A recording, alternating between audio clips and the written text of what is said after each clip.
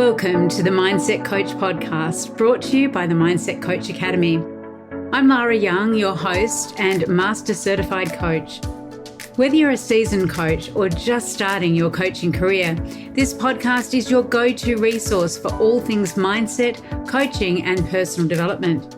Each week, we bring you expert insights, practical strategies, and inspirational stories to help you become the best coach you can be. Our guests range from leading industry professionals to successful mindset coaches who share their secrets for creating lasting change. Plus, I'll be answering your burning questions and sharing tips from our ICF and multi-accredited Mindset Coach certification program. So, if you're ready to elevate your coaching game, stay tuned and let's dive into today's episode.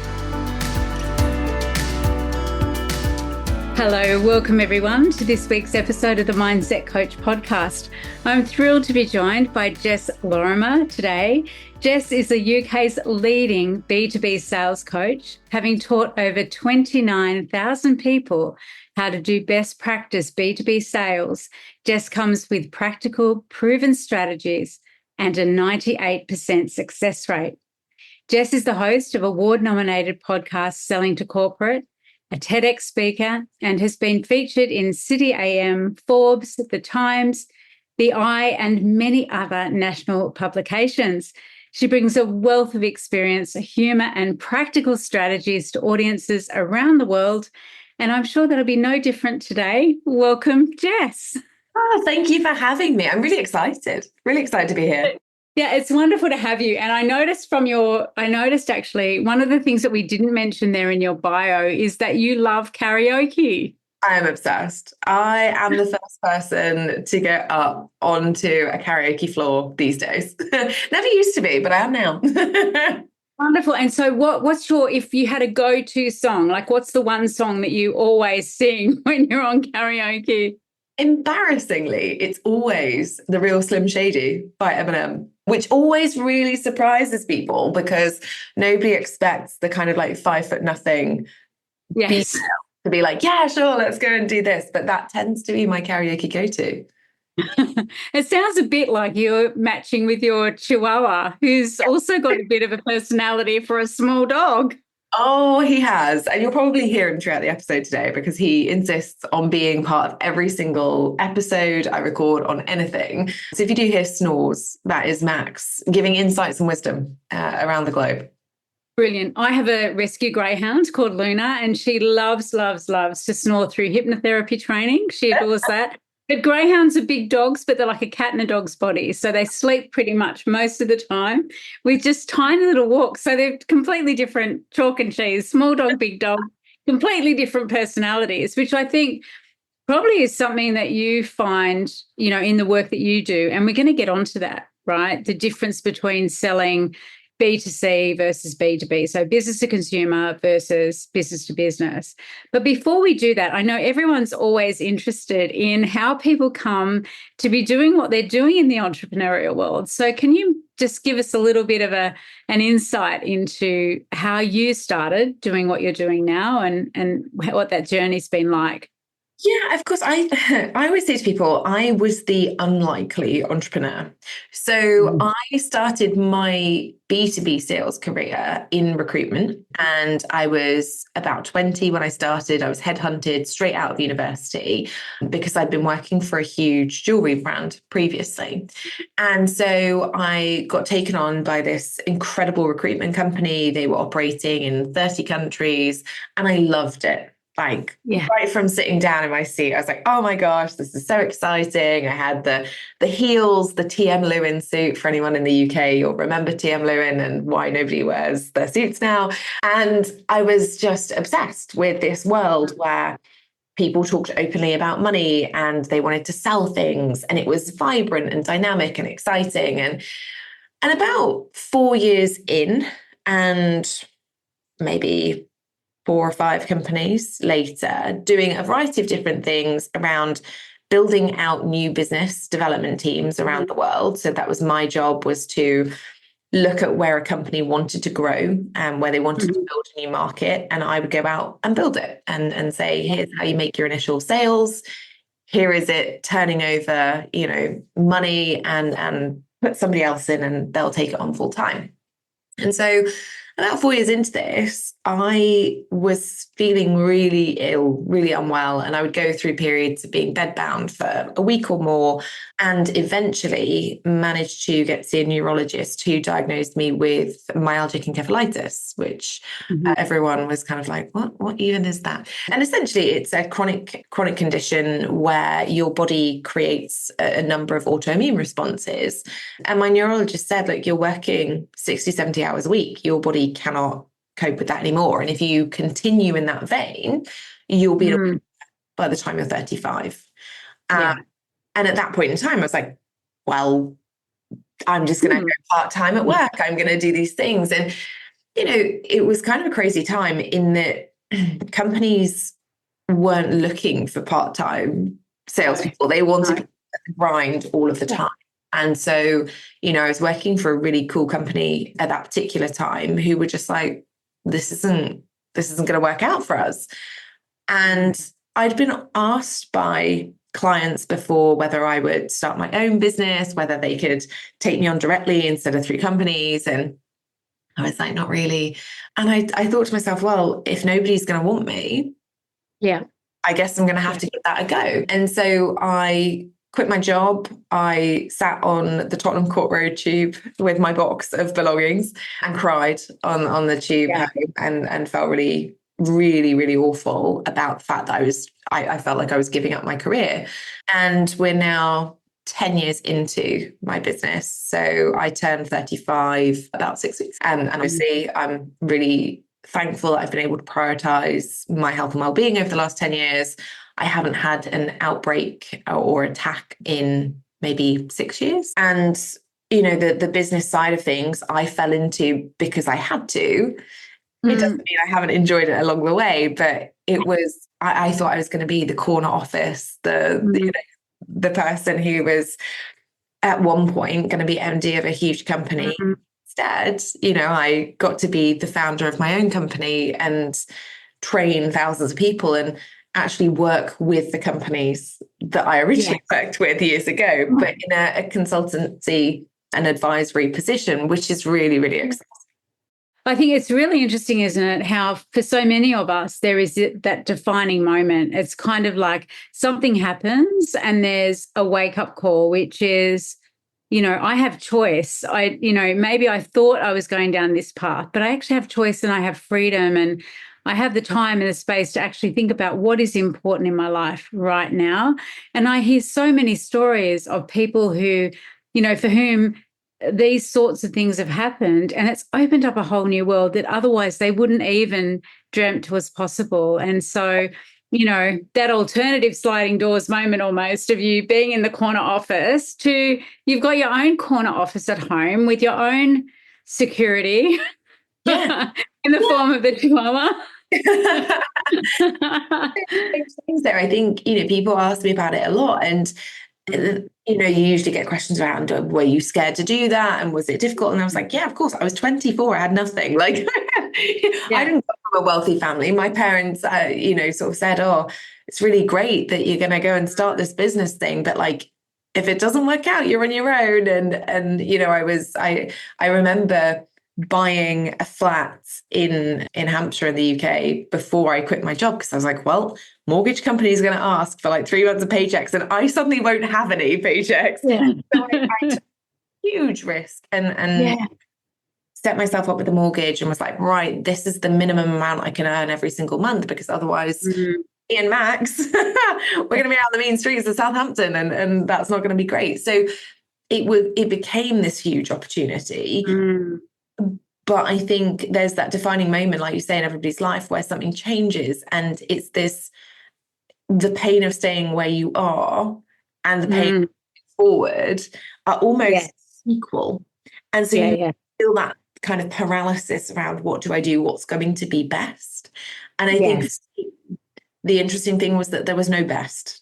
Like it was in that moment, it was very much, well, I can stay in my job, but I will completely lose my health and everything that is valuable in later life, or I can go and start this business and I might do well, but also I could fail publicly And in a world where society teaches women that we have to be perfectionists and that we can never fail, and that was terrifying.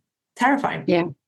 And I think it's interesting from a mindset perspective, a lot of people who do go out on their own, it is really about trusting yourself, knowing yourself, liking yourself enough that you're going to back yourself in those moments when you think about, and it's just changing the context of experience. So, your experience that you'd built up over years, working with those different clients, that knowledge, and also the knowledge, I think that, people were already asking you to come and work with them. Can we work with you outside of this?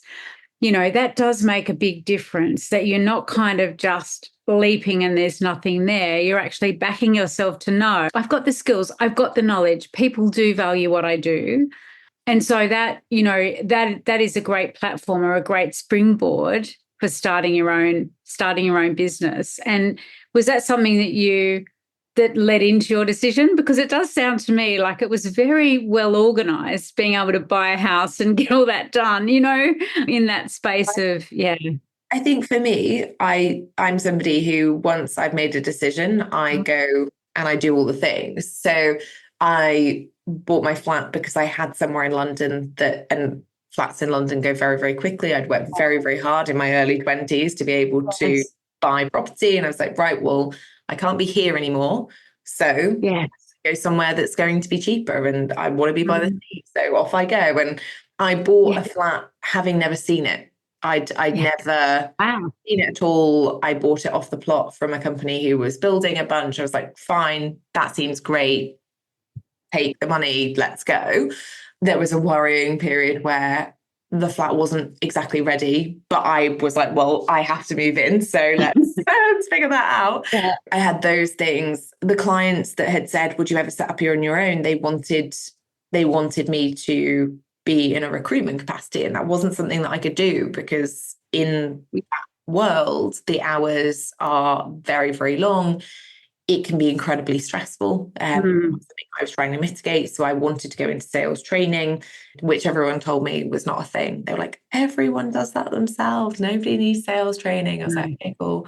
And so I kind of found myself in a Facebook group in 2015, when Facebook groups were popular, full of people who were talking about they wanted to start these businesses, but they couldn't figure out how to sell without being salesy. And I was like, oh, interesting. And I started saying to people, I was like, oh yeah, well, have you thought about this? Have you thought about that? And suddenly people were saying, like, this is unlike any training that I've had around sales before. And I was like, oh, so people do need sales training. Interesting. Like, and from that, I took this huge, like, well, if one person needs it approach, other people will. And that's what made me settle into making the leap. At that time, I wasn't in a relationship. I had no safety net around, my parents being able to financially support me at all. I had moved location. I had been told repeatedly that people would love me to go in and do the job I'd been doing, but directly, and I knew I couldn't do that. And I also had lots of restricted covenants from companies that I'd worked with. Yes, of course. Yeah, and rightly so. And that was, for me, really tricky, because I was like, oh, well, it's not like I can just go and say to all these companies that have known me over the years, do you want to hire me? That wasn't an option. So, there were lots and lots of things that came into play. I don't think any of them made the decision any easier. What made the decision finite was I either continue where I am and I can see where that path is going to take me, and I might be, in terms of my career, incredibly successful, but then I am going to be burnt out and I'm not going to be able to at the same level as my peers. So overall, it would probably go down. Or I can try this thing and see what happens. And I think the great thing about a career in sales is that it will always teach you to be experimental and see what happens. So initially it was that market research from being in those Facebook groups and people saying, what sort of things did they need, or did they mean by, I want to sell, but I don't want to be salesy? Because I say that too. Yeah, and it's always been that. And I think it's interesting. So for me, it wasn't that people thought they needed what I had. It was that people were talking about this idea of how to sell without being salesy. And I didn't really know what this meant because Yeah. I'd grown from this career in sales. And so I was confused. And I asked a lot of people, like, what does this mean to you? What are you doing? And they would start telling me about these people who would like friend request them on Facebook and then be like, oh, you have a dog, I have a dog, let's have a chat. And then they get on these calls and they try and like hard pitch them whatever they were selling. They say things like, if you were really committed to your goals, you would sell a kidney or sell your sofa, Yeah. credit card. I was like, oh, okay, interesting. And so they were like, I want to sell, but I don't want to be like that. And there'd been this whole generation, I think, of particularly female entrepreneurs who had grown in this world where they thought that was what selling was. Yes. And I was like, that's not sales at all. Like selling without being salesy, isn't possible to make a sale. You have to empower the buyer or potential buyer with the required information for them to make an empowered decision. That does involve selling because it involves talking about your product or service in a way that helps somebody understand, how does this align me or get me closer to the ultimate transformation that we want to achieve.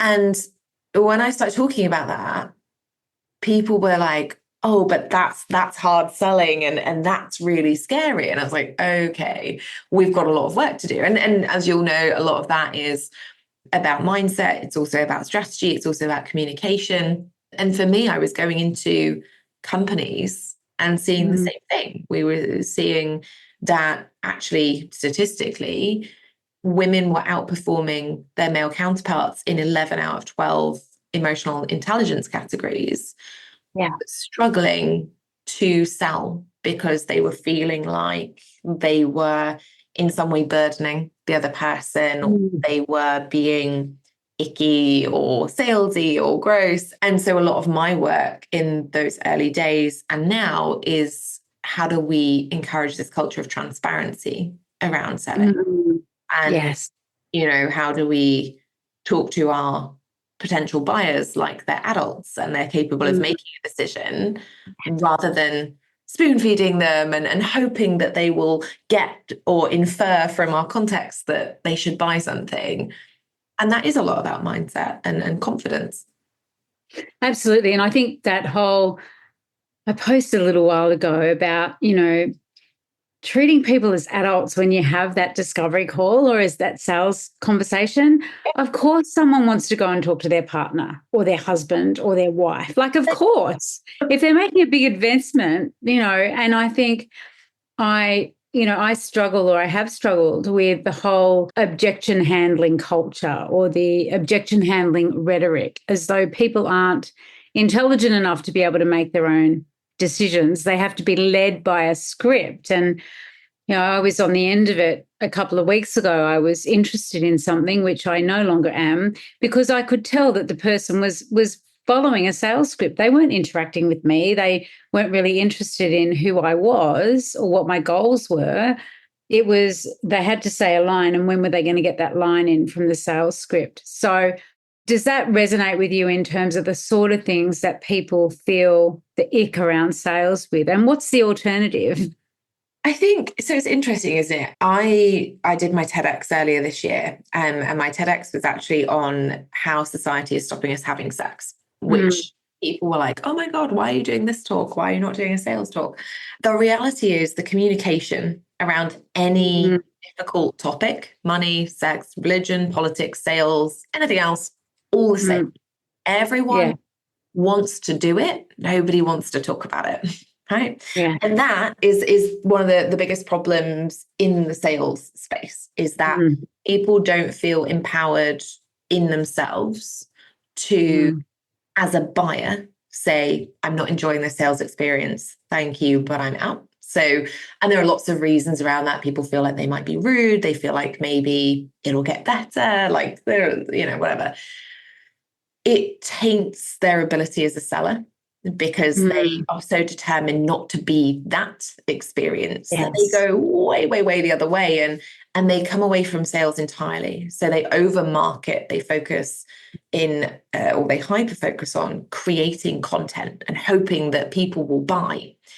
And what they don't do is create a replicatable process where they're able to measure, okay, cool, well, how is my lead generation booking me a certain amount of calls every month? And how are my sales calls performing in terms of, are they actually converting into sales? And if they're not, why not? And nobody wants to do any of the analysis around it. We struggle to communicate properly. And unfortunately, as a society, women do bear a lot of that burden because we are brought up differently, and the world has very different expectations of women and the way that we should put other people first instead of ourselves and things like that, that really do make it harder for women to see sales as a process that always pays off rather than an emotional labor of love. Yes. That's the big differentiator. Women see, I have to create this heart-centered, soul-focused sales process that is going to feel really great to everybody. And when they don't, because inevitably create something that works for everybody, they go, oh my gosh, I should throw the whole thing out the window because it doesn't work, it's not heart-centered, it's not soul-focused. And we just don't apply the same rules to anything else. Have a question you'd like answered on the show? Or maybe there's a topic you'd love for us to dive deeper into? Reach out to us via social media or email us directly through our website. Your input helps us create content that's relevant and valuable to you. Remember, this podcast is here to support you on your coaching journey. So please do connect with us. We can't wait to hear from you. So when we think about the strategy of, and this is going to be very simplified because it's not my area of expertise, it's yours. But when we think about the strategy of attracting leads in to, have a look, is what we're selling something that they want, they need, and then how do we nurture them to get to know enough about us that they're thinking we're the right person to deliver that. So that whole process, if we see it as a process and a set of metrics, is that more useful and valuable? Yeah. And then how do we set that up? How do we set that up in simple terms? How do we set that up? And so this is the thing, isn't it? Like when you add metrics to anything, you detach yourself from an outcome. And we know that people who detach themselves from sales outcomes are better salespeople because instead of being focused on that one process that could work, they're focused on multiple processes at a time. They're just like, right, we'll get to the next stage in the process, right? What's interesting is that the method that you've just talked about is very much business to consumer in nature, because when anyone sells to consumers, you are having to appeal to that person, their emotional state on any given day. You're also having to appeal to the level of disposable income that they have available that they may or may not be in control of. And business to consumer sales will be made because somebody is attached to a potential seller in an emotional way, or because they have fear of missing out, or because they're using it as an aspirational exercise. When we sell B2C, then what we do is we create that funnel that you're talking about. We put a high volume of leads in the top, and we almost whittle them down to buyers through webinars, podcast episodes, newsletters, those posts that we put on social media. And we get this kind of tiny percentage right at the bottom of the funnel, 1 to 3% is the stat, who are buyers. Yeah. For me, it's just highly time consuming, and it's on so many factors around your personality, how you want to show up on social, your capacity, like all these kinds of things.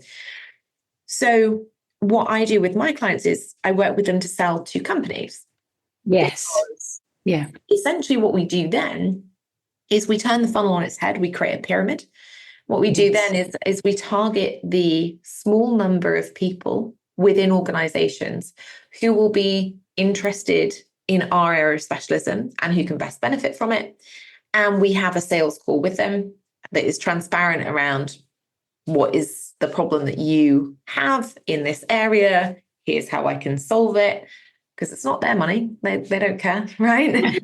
And then they buy, and then they buy again usually. So we get that repeat sale, and then we see referrals, and then the person might move company. And so what we've actually done is created this huge pyramid effect of selling, which is simply about, are we talking to the right people about the right things at the right time? Yeah. And that's relationship, right? So in the inverted funnel, it's like the relationship doesn't really begin until the end in the B2C, but it starts at the beginning in the business to business. And so you mentioned talking to the right people. And I know that for some of the people listening, actually selling to businesses can feel a little bit intimidating. How do I know who the right person is? Who do I know who the decision maker is? How do I know who I'm going to appeal to or who needs my services? So what advice do you have for people around how do we find those people? How do we find those decision makers? So just to pick up on your first point about would big companies work with me? I think that's really normal for a lot of people to think. I've got clients who've worked with companies like Netflix, Spotify, PepsiCo. They are sole traders or, people who are operating as self-employed individuals. They're not huge companies. They don't have huge teams, but they're working with these huge global conglomerates around the world because they have specialist skill sets that those companies are interested in, and because they've gone and helped to diagnose areas where those companies might want them. And you have to remember as well that companies really benefit from external suppliers from a financial perspective, because it comes off of a completely different cost base. It's also, those companies aren't paying national insurance, sick pay, holiday pay or leave, parental leave, any of those kinds of things. They're paying a consultant or a coach to come in and do something quite specialist. And also because big companies understand that big companies have a lot of red tape. When they're hiring a small external supplier, that person is able to be much more flexible. They can adapt their approach. They're usually much more able to create custom solutions that are going to work for an organization or for employees within. So there are tons and tons of reasons that big companies prefer to use smaller suppliers. When we start talking about how that funnel piece works for an organization, before we even think about the stakeholders that we're targeting, we have to have the clarity around what transformation are we actually trying to provide and who to. And that's where people start to go wrong, because a lot of people in sales will jump straight to the sales bit. They'll be like, but Jess, how do I create an offer for companies? How do I have a sales call? I'm like, why is that even relevant? You haven't even spoken to any companies or tried to figure out what you might be interested in. So the first stage that we look at is always, what types of companies are you going to sell to?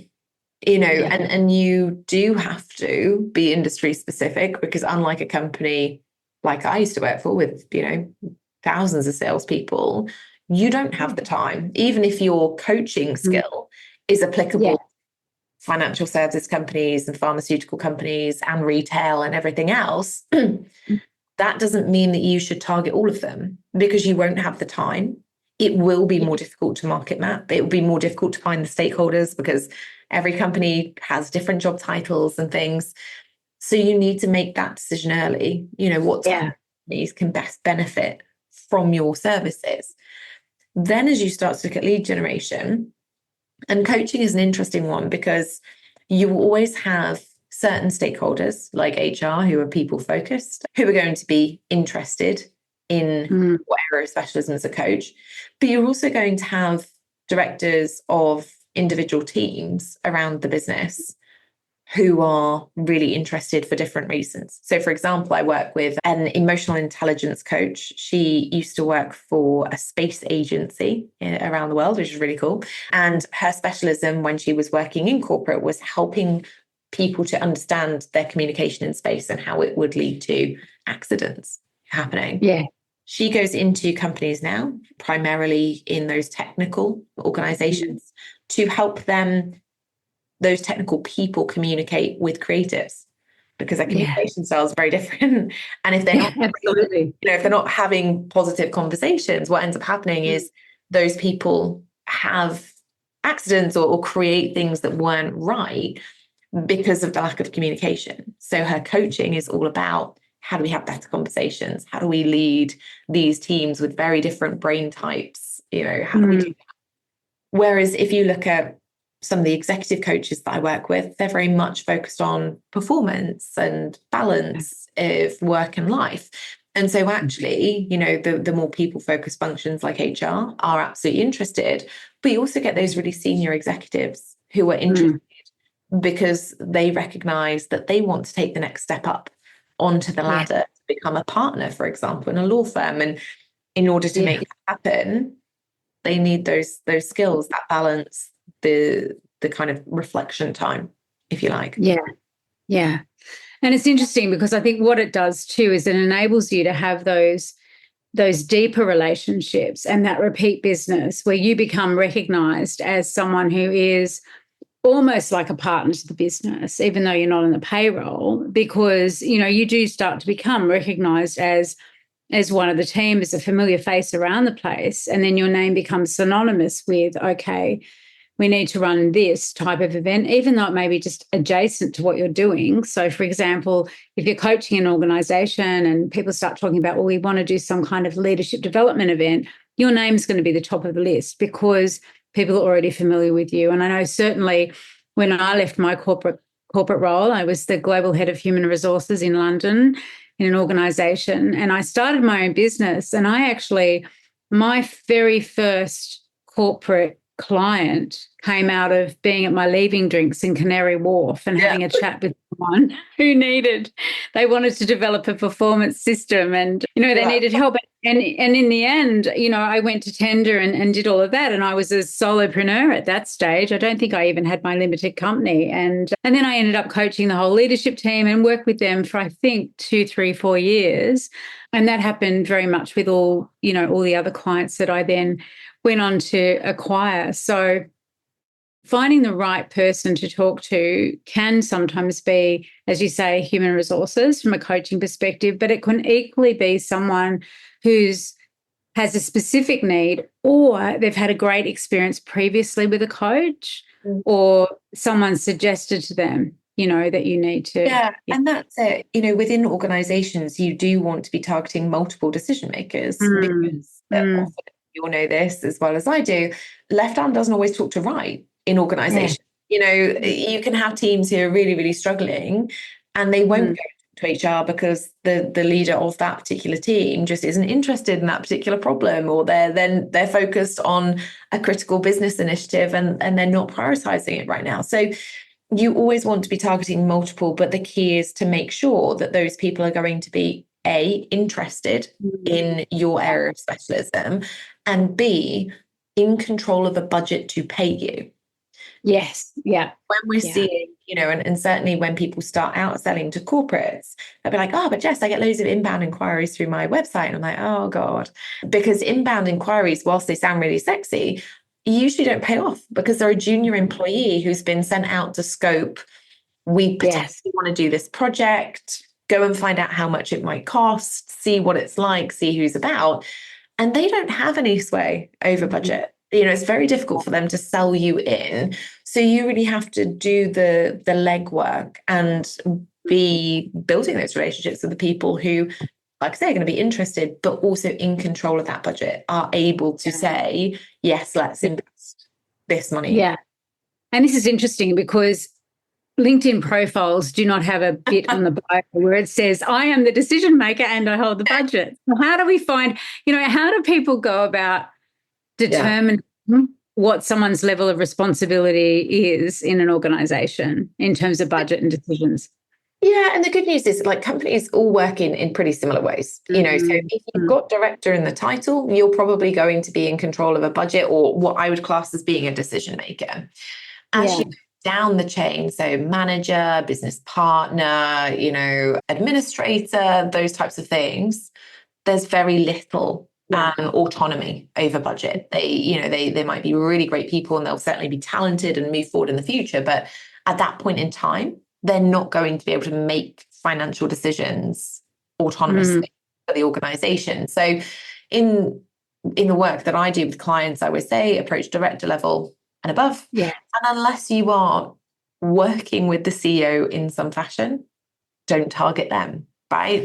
There's just no point. I think, and that's one of the big differences probably between the B2C work around coaching individual business owners and coaching in companies. The CEO of Barclays is not overseeing every single tiny decision that's being made at Barclays. They are there to set the vision, to, continue the strategic direction, to employ the right people to make that happen.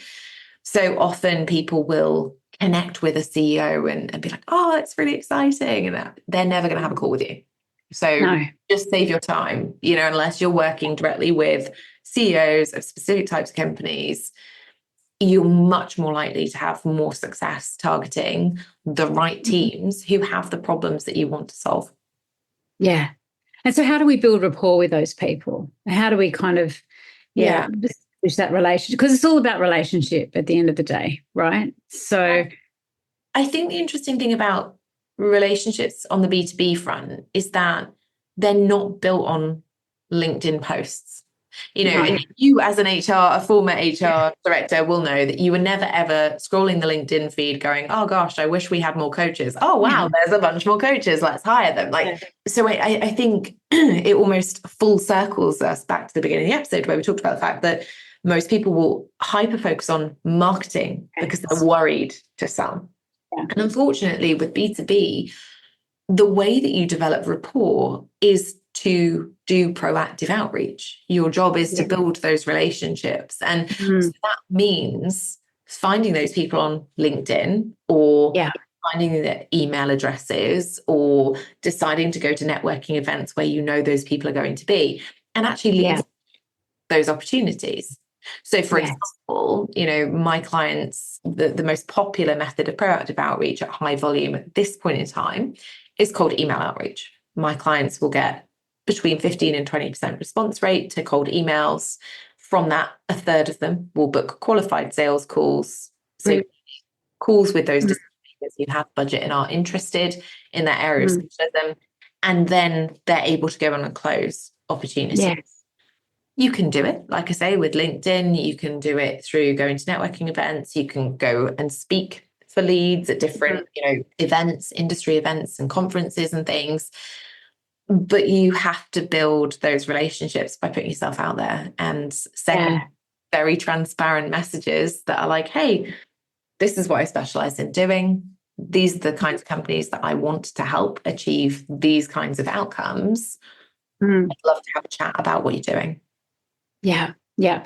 I think, and putting yourself out there is a mindset, isn't it? It's kind of like a level of confidence. And also, I think the other thing that I'd love you to touch on is in the work that you do, the B2B sales process is slightly longer, potentially, than B2C. Is it or isn't it? I mean, what do you find?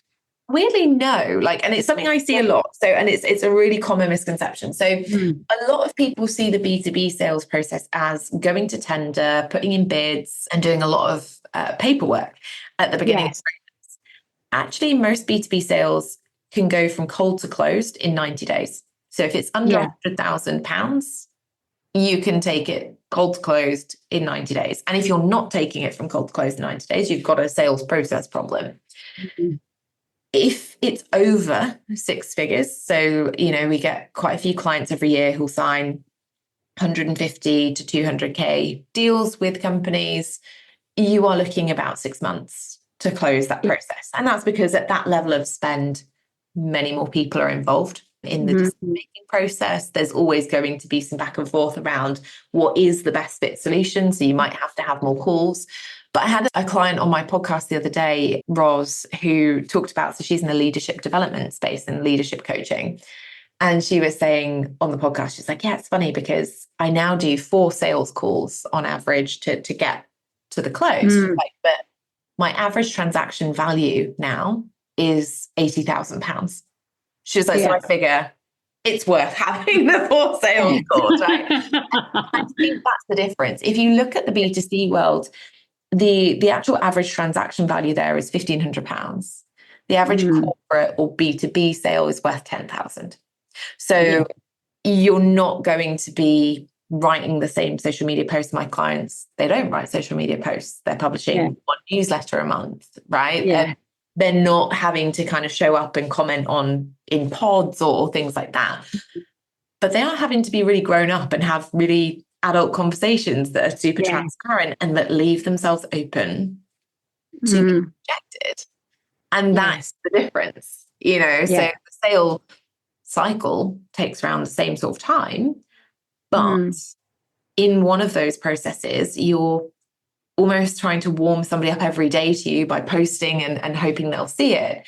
And in the other, you are having a credible conversation and asking questions that support them to identify what are our issues? Are they worth solving? Do we want to use this person to do that? And being openly told yes or no to your face, which can be uncomfortable. Yeah. But it's also, I mean, it's also part of, as you say, the grown-upness, the resilience, the emotional intelligence as well, of being able to say, I've got a product or a service that I know is going to be value in your organization. And, you know, I am going to actually go out there and present it to you. So why is it important then, do you think, that people, business owners, have that stream of B2B in their businesses rather than just focusing on B2C?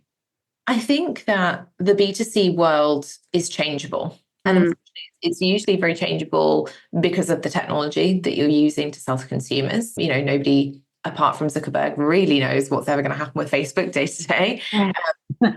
So we see technology changing and impacting small business owners through algorithms things. We also can't control world changes. You know, consumers are subject to the changes in economy, political landscapes, lots and lots of things that we just can't change or impact or prevent for them. And when you're selling directly to consumers, you are, like we talked about earlier, basing that on their disposable income, their own confidence in themselves, their confidence in you, how they feel on any given day. Whereas when you're selling to companies, they're making logical decisions around, we want this kind of transformation. This is what we know it will bring to us.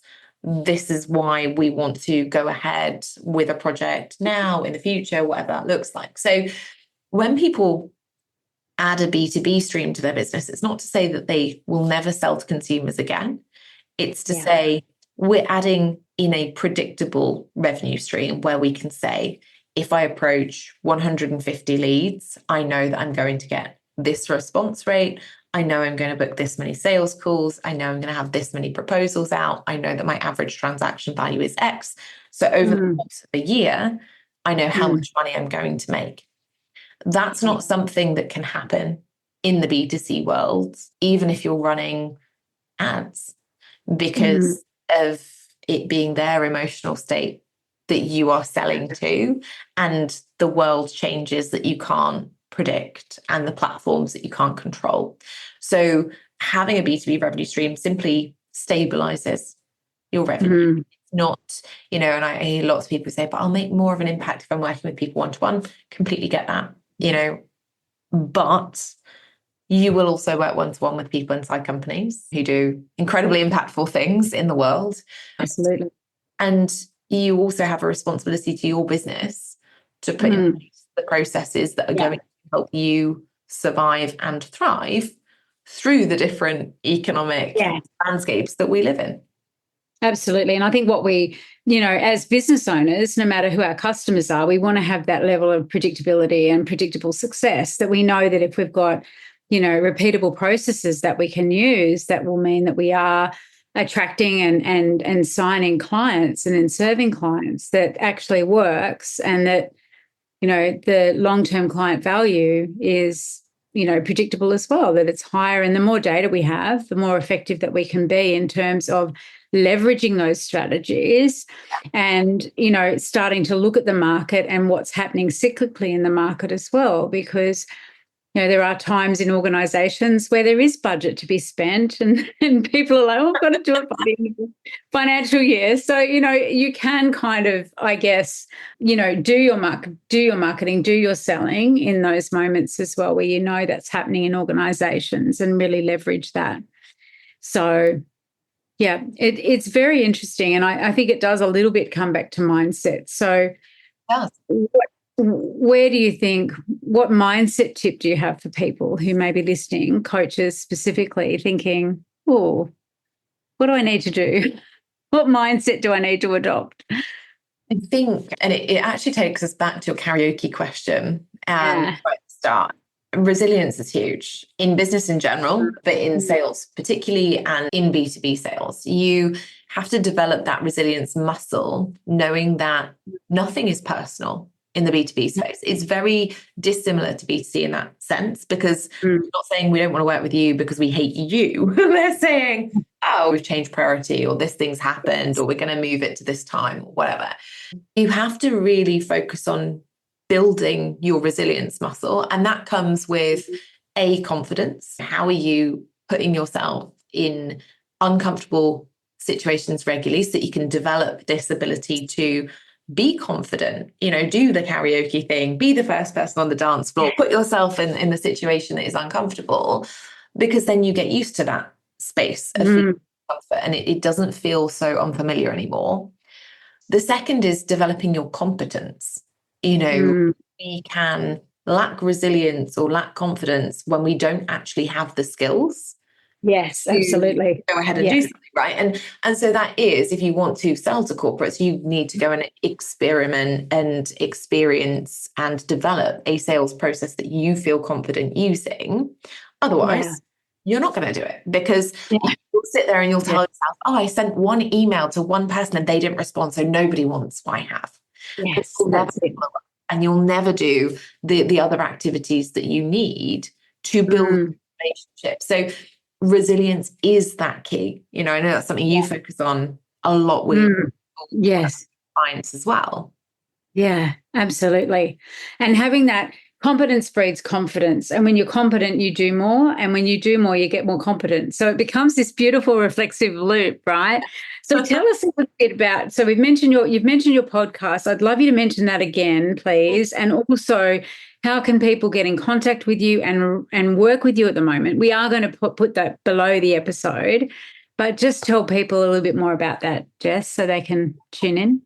So the best place is the podcast. And I always say to people, especially after I've been on something as epic as this, like, please do feel free, reach out on LinkedIn. I think I'm the only Jess Lorimer there, but I could be wrong. So reach out on LinkedIn, let me know where you are in your sales process currently, and then I can recommend specific episodes that will help you where you are. Because otherwise people are like, oh, I've gone through the entire back catalogue in 2 weeks. And I'm like, oh, I could have just the one episode that you really needed. So feel free to check out the Selling to Corporate podcast. Do message me on LinkedIn and let me know whereabouts you are, whether you're just exploring or whether you already have a corporate revenue stream that you want to improve. And I can recommend episodes that will help with that. In terms of working with me, we have a self-paced program that is open. It's C-suite. So that opens regularly. And you can go in there and literally download all of the templates, strategies, techniques that I have created over the last 18 years that I've been in sales now, which feels a long time. And you can use it like the thousands of entrepreneurs who have and gone on to create amazing B2B business alongside existing businesses. Yeah, brilliant. Thank you so much. I know that is so valuable for people. And I'd love to end the episode just by asking you, and we're going to go back to karaoke for the third time, which if you could do a duet with someone, a corporate leader or a salesperson, who would it be? Who would you choose and what song would you sing? Do you know, I think it would be Sarah Blakely from Spain. Yeah. She is just such a hoot. I follow her Instagram and she's just a laugh a minute. So I think it would be her. And I think it would be, that song that they put on the David Beckham documentary recently that they got from Gavin and Stacey. It's like Islands in a Stream or something. I'm sure it would be that. But I know that I would end up just like doing the little dance, like being the front guy. So I'm pretty sure that that's what it would be though. And if you're listening, Sarah Blakely, and you're open to doing that, like hit me up anytime. Absolutely. And we'll get you both on the show to do it live. That would be awesome. Dolly Parton. Wasn't it Dolly Parton and Kenny Rogers with the originals? Yes, that's it. Islands in the I Stream. see it every year at Christmas on Gavin and Stacey, and I'm like, oh, it's so good. And then I saw Victoria and David Beckham doing it, and I was like, see, That's fun. Awesome. Well, thank you so much. It's been an absolute pleasure, Jess, having you on. And I know that people will follow up with this. They'll contact you on LinkedIn and listen to those incredible podcast episodes that you do have available for people. So thank you so much. And again, Jess's details are going to be below this episode so that you can reach out. Thank you so much. It's been amazing. That wraps up today's episode of the Mindset Coach podcast. I hope you found it as inspiring and informative as I did.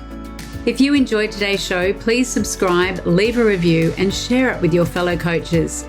Your support helps us reach more people and continue to bring top-notch content every week. Remember, you can always learn more about our ICF and multi-accredited Mindset Coach certification program, our coaching membership, and other training opportunities by visiting mindsetcoachacademy.com. Thank you for tuning in and keep striving to become the best coach you can be. Until next time, this is Lara Young signing off. Stay motivated and keep transforming lives.